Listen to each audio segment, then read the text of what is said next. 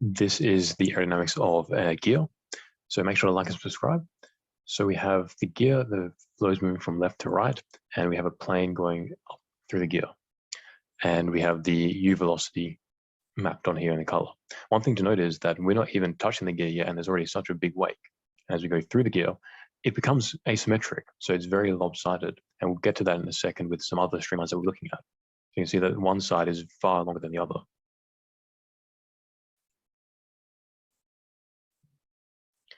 And this is a close-up showing this gear and this lopsidedness. So this is halfway through. So this gear here has this arrow shape for the teeth.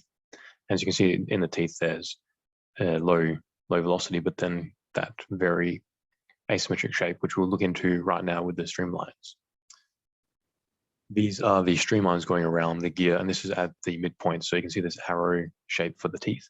Now, one thing that's interesting to note is the streamlines on this side as they go around are fairly still in line with how they start off. These ones go down a little bit. So we'll see as we rotate around this phenomenon. So obviously a lot of streamlines get stopped in the teeth, but then right here you can see how these streamlines come down a lot. These ones are still very flat. And there's a good reason for that. These teeth actually act pretty much like vortex generators that you find on wings, and we'll have some other streamlines to look at soon.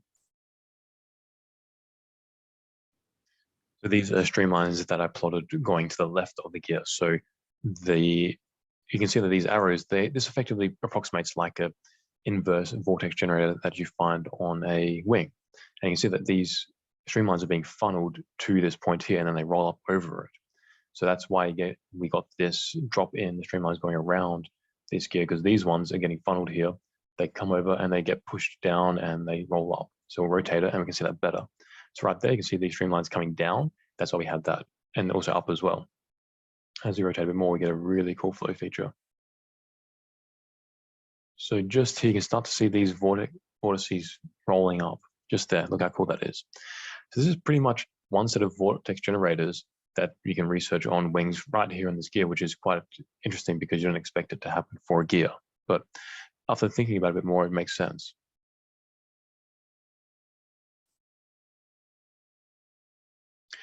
And these are streamlines going on the other side. So these streamlines are now hitting the tooth of the gear, this point first, and they wrap around.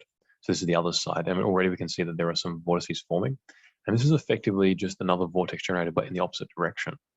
So you can see that there are vortices forming one way and then the other way around.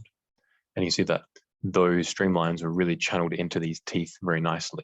So it's really cool how complex this flow physics is around the gear and how much it effectively approximates vortex generators in a nutshell. So make sure to like and subscribe this video. Check out everything we do here at Premier Aerodynamics, the courses we put on to make you a better aerodynamicist. Check out the conference we put on every year for aerodynamicists, and check out the experimental instrumentation we make for your experiments to be better. See you in the next video. Peace out.